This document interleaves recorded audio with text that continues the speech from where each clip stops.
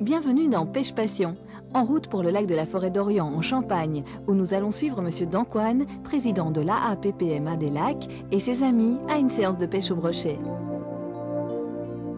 La recette de la semaine, le flan de saumon accompagné d'asperges sauvages et de mousseline verte. Si on n'a pas attrapé de saumon ce jour-là, on peut, si on le souhaite, le remplacer par de la chair de truite saumonée. L'endroit où nous nous rendons aujourd'hui se situe en Champagne. Le lac de la Forêt d'Orient a été créé artificiellement de manière à contrôler et à réguler le débit de la Seine en aval. Il fait partie des 5 ou 6 lacs les plus recherchés en France par les pêcheurs qui traquent les grosses carpes. Mais aujourd'hui, Louis-René Dancoine, le président de la AAPPMA des lacs et ses amis, nous emmènent pêcher le brochet, fort bien représenté en nombre et en taille, dans le lac de la Forêt d'Orient. Plusieurs pêcheurs du groupe ont déjà embarqué et sont partis rejoindre le point de ralliement convenu, à la limite de la réserve de pêche, un endroit où les brochets sont nombreux et où normalement, en cette période de l'année, ils n'ont pas encore subi une trop forte pression de pêche. Louis-René Dancoine et Jacques Robinet, le vice-président de l'AAPPMA, sont les derniers à embarquer, à la fine pointe de l'aube.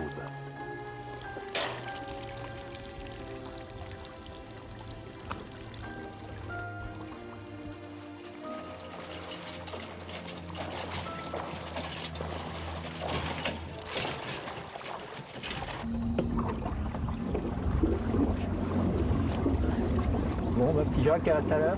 On va directement au pied de... On va directement au pied. On va essayer de trouver les bouts de bois. Essayer de trouver les morceaux de bois. Si on trouve les bouts de bois, on n'a plus de chance.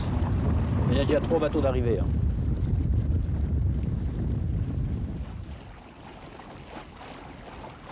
En été, le brochet dispose en permanence de réserves importantes de poissons fourrage. Contrairement à ce que l'on croit, ce n'est pas un poisson boulimique. Au contraire, il mange relativement peu compte tenu de l'importance de sa taille. Les meilleurs moments pour tenter de le capturer en cette époque de l'année se situent de l'aube au milieu de la matinée, quand la présence accablante du soleil ne l'a pas encore incité à faire la sieste. Il y a des buissons qui font 2,50 m, 3 mètres de haut. Faut porter bien bien. Il y a les perches.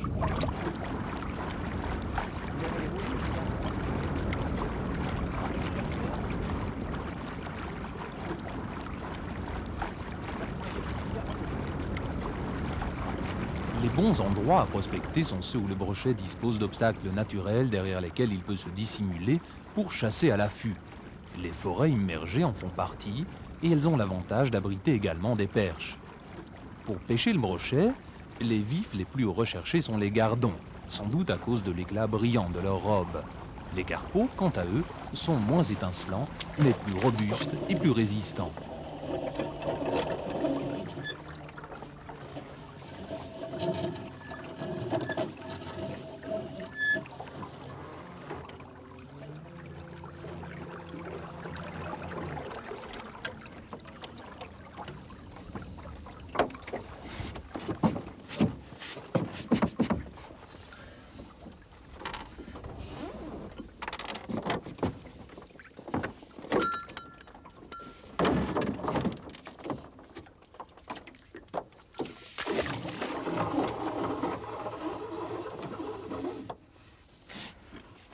Je suis légèrement sur la remontée.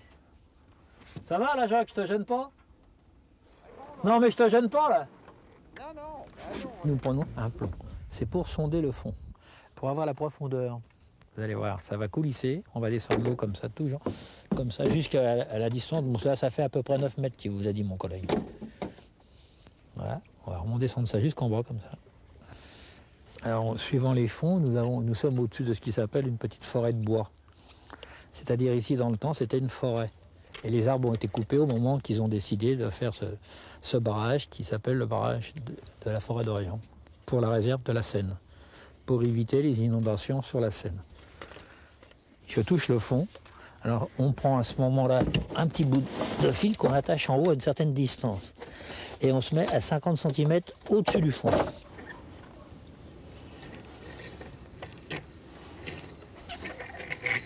Ici comme ça, vous avez le petit bouchon que vous voyez. Alors vous voyez, là, on le prend là, on calcule 50 cm au-dessus, à peu près, voilà. De là, on fait ce qui s'appelle un arrêt.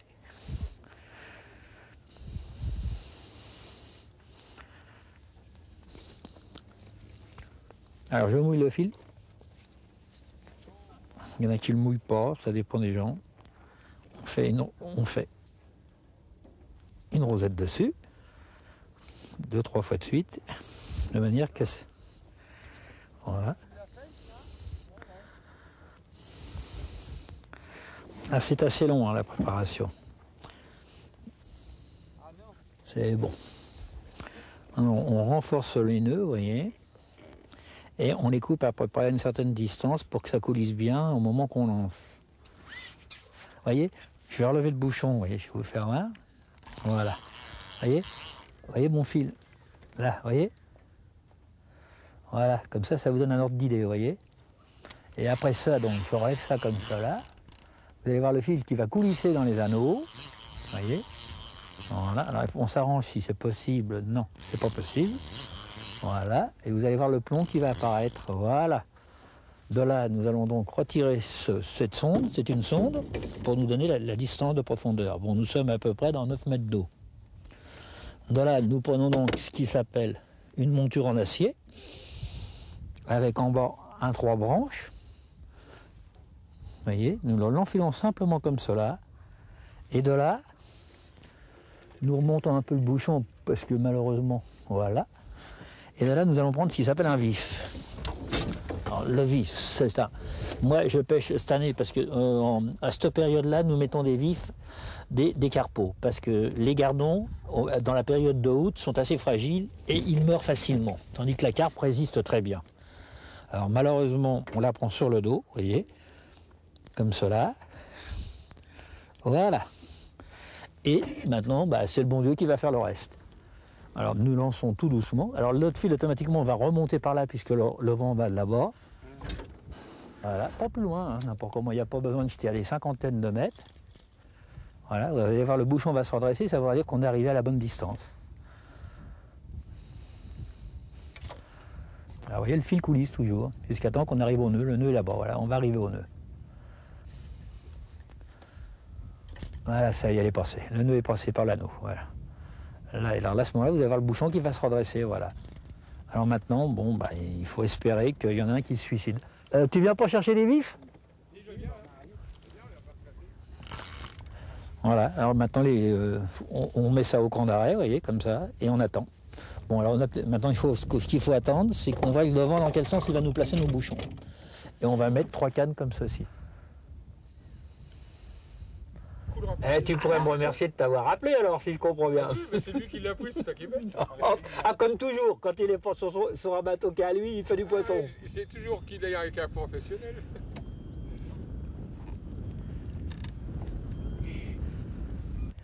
Ah, ça fait plaisir, moi je suis content. Oh, il est beau en plus, il est beau. Bon. Bien rond. Ah ouais, c'est un beau pépère. Et bien rond. C'est une belle fifi, tu veux dire. Un beau truc. Ah oui, si. Tu vois, il y en a encore. Hein? Il y en a encore quelques-uns.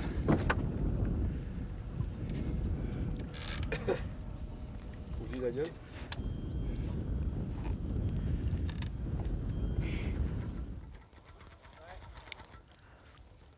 Et quand je pense qu'à nos femmes à croire qu'on s'amuse.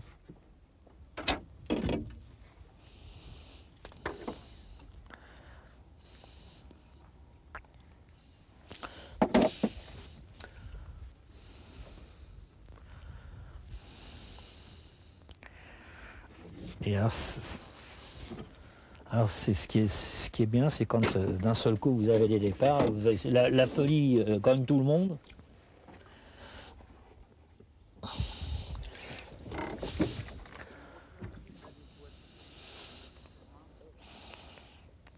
Voici, vous voyez. Attacher le vif par le dos au moyen d'un triple permet de ferrer dès l'attaque du brochet. De cette manière, le poisson est piqué dans la bouche et peut être relâché sans dommage s'il n'a pas la taille légale de 50 cm. Oh, il y a certainement quelque chose qui se balade dans le fond. Pour qu'il s'excite comme ça d'un seul coup, ça serait trop beau. Si j'ai cette chance-là au départ, ça s'appelle une chance de jeune marié. Il fait combien, à 40 ? À 40. C'est des bébés, ça. De l'âge, Bon, alors s'il y en a un, c'est déjà mieux que d'habitude.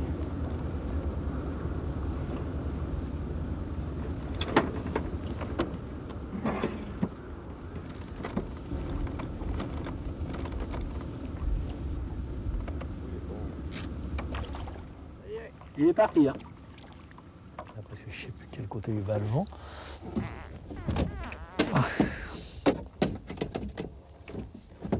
Pardon. Voilà. Alors, nous allons donc changer de système de pêche. Ça, c'est un lancer léger où nous allons monter un yann. Ce qui va nous permettre d'essayer de dandiner au pied de la barque pour essayer de faire des perches. Ça ressemble un peu à un poisson blanc, que je vais monter dessus, et vous allez voir le travail qu'il fait dans l'eau.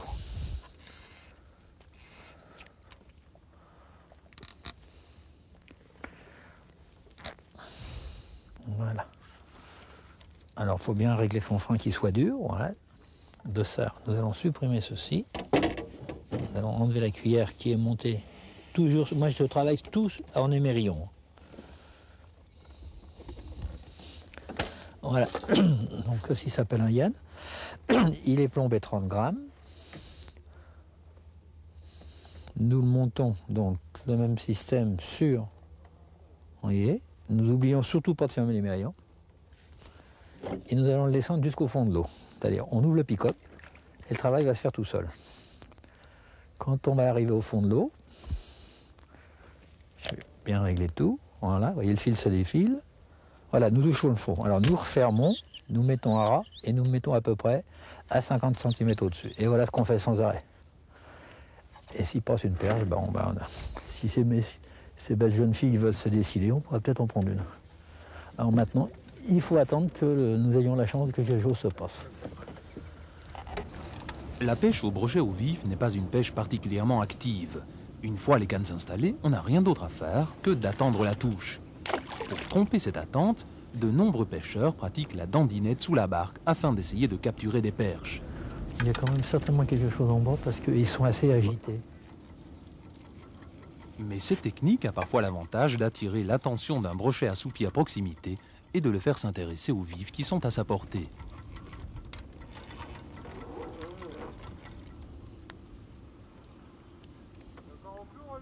Ouais, l'autre côté.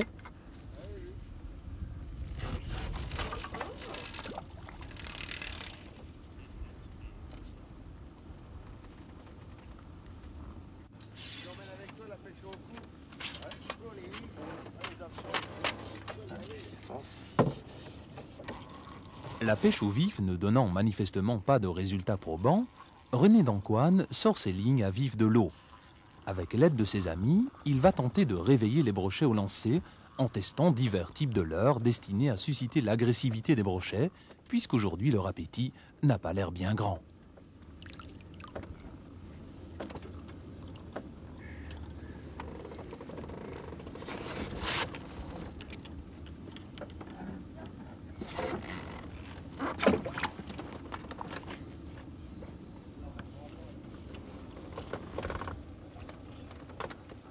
C'est parti.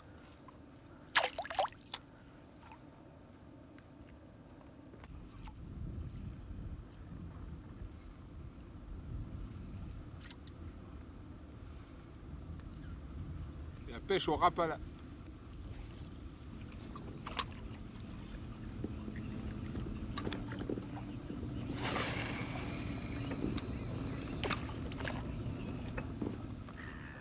Alors lui, il pêche à ce qui s'appelle aux alevins, hein, au train d'alevin.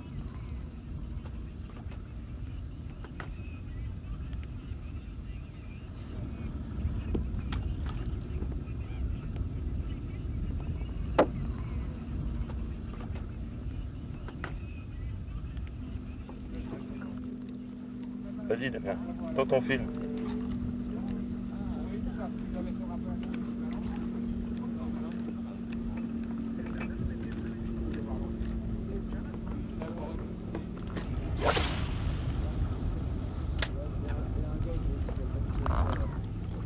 Et là, il y a eu une belle chasse de perche. Hein. J'ai vu, mais c'est Et elle a duré longtemps. Hein. On va faire le petit coin de la descente, là, du pied de la réserve. Vous avez donc, ça descend gentiment et ça va en prolongement. Et là, il y a moins de morceaux de bois. Et nous risquons peut-être de tomber sur des petits brochets. L'herbier. En été, la végétation est souvent très abondante. Si on veut pêcher au leurre, il ne faut pas perdre de vue que ceux-ci ne sont attirants pour le brochet que pendant les périodes où ils sont dépourvus d'herbes aquatiques. Le pêcheur a tout intérêt à n'utiliser que des leurres équipés de dispositifs anti-herbes efficaces. On va retomber dans un trou un peu plus profond là. C'est à la fois moins lassant pour lui et d'un rendement nettement supérieur.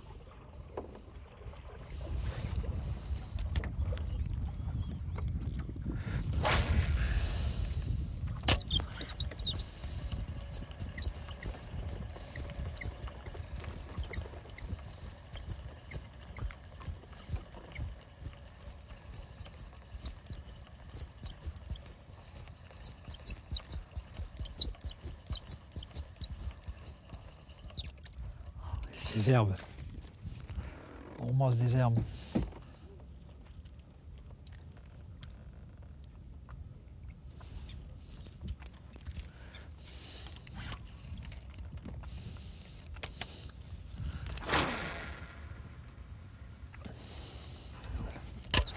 Alors on varie entre des hauteurs d'eau de 50 cm à 2 mètres là, en ce moment avec ce rapala-là. On ne peut pas descendre plus profondément avec celui-là. Je ne sais pas comment je toucherai parce que c'est plein de ronces. Et nous avons des têtes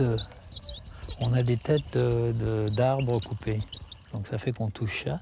Et en principe, on arrive à qu'il soit embusqué derrière. Mais là, c'est en décennale, donc il descend assez rapidement. Alors le poisson, ça le travaille quand même.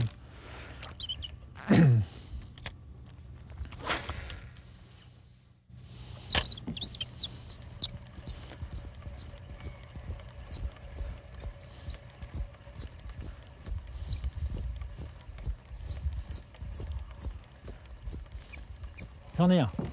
C'est pas un gros, mais j'en ai un. Oh, André! C'est un petit, hein. André!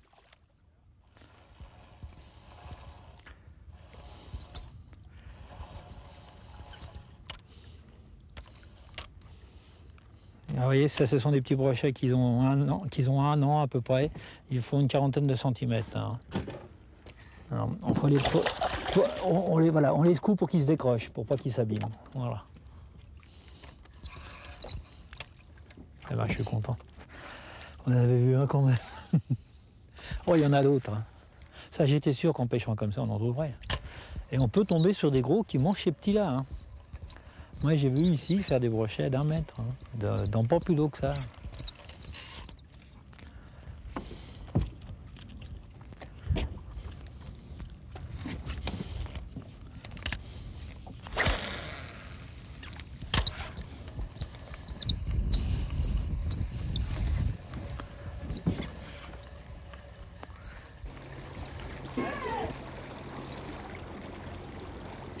Bon, donc en conclusion, il faut quand même admettre que c'est le mois d'août et c'est pas la période vraiment appropriée pour pêcher le brochet.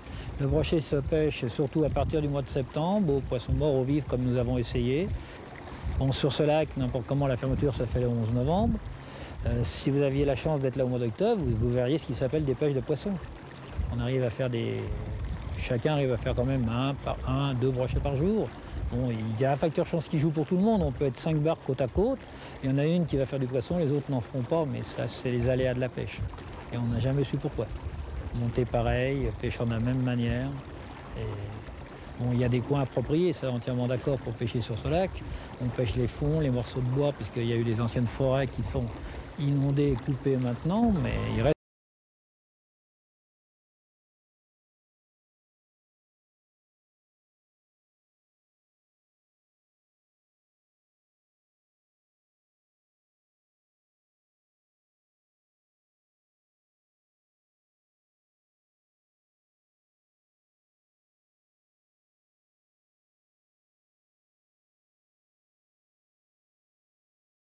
Baude, où nous exploitons depuis 40 ans une pisciculture et où nous avons depuis peu ouvert des chambres d'hôtes, où nous servons une table d'hôtes et où nous avons un restaurant de groupe où nous nous efforçons à servir des produits du terroir au bois et en particulier des truites et des saumons qui sont de notre production.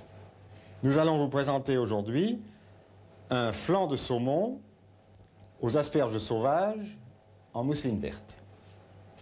Pour cette recette, nous avons besoin de saumon frais, d'œufs, de ciboulettes, de crème fraîche, sel, poivre, un petit peu de vinaigre de citron. Donc nous allons hacher notre saumon. Voilà, on va préparer quelques petits morceaux. Voilà, on en avait déjà préparé un petit peu auparavant. On va mettre dans notre hachoir. On va mettre de la ciboulette, nos jaunes d'œufs, notre crème fraîche,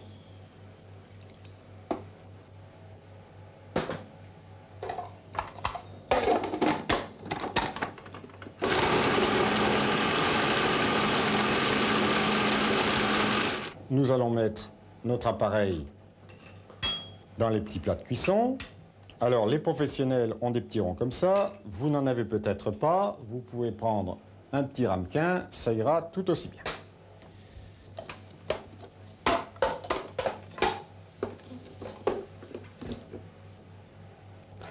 Vous mettez à peu près 50 à 60 grammes par personne.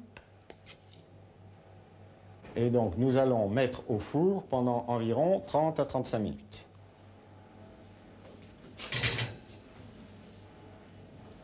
Donc, 5 minutes avant la fin de la cuisson, nous allons préparer notre sauce. Donc, nous allons prendre notre ciboulette, crème fraîche,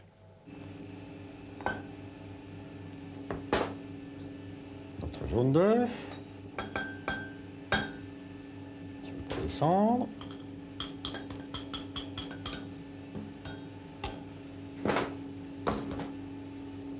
Un petit peu de vinaigre de citron, pas beaucoup. Un petit peu de sel. Un petit peu de poivre. Et pour avoir notre sauce bien verte, on va passer tout ça au mixeur.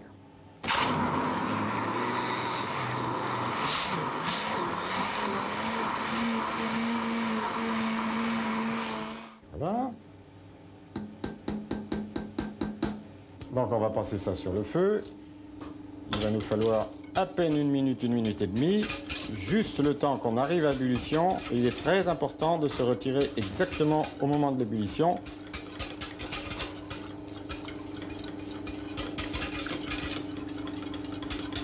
Et dès que ça bout, nous nous retirons et nous continuons à tourner pendant quelques instants afin que notre casserole chaude ne nous fasse pas une omelette.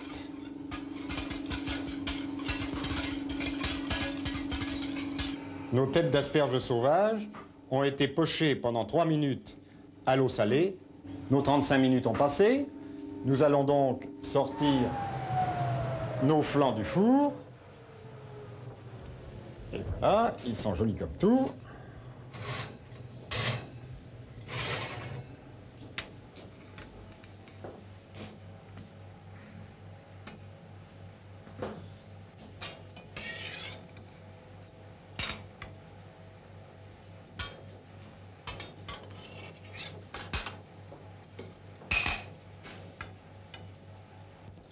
Voilà.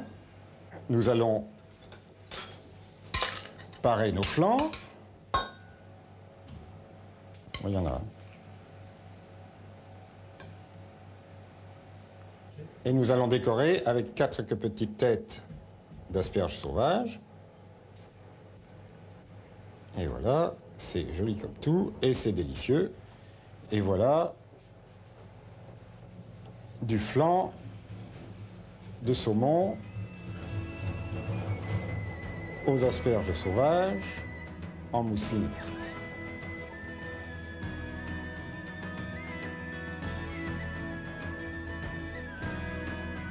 La semaine prochaine, Pêche Passion suivra Michel Gou, un passionné de pêche à l'anglaise sur le Vieux-Rhône. Il prend beaucoup de poissons et les relâche avec autant de bonheur. Gardons la pêche!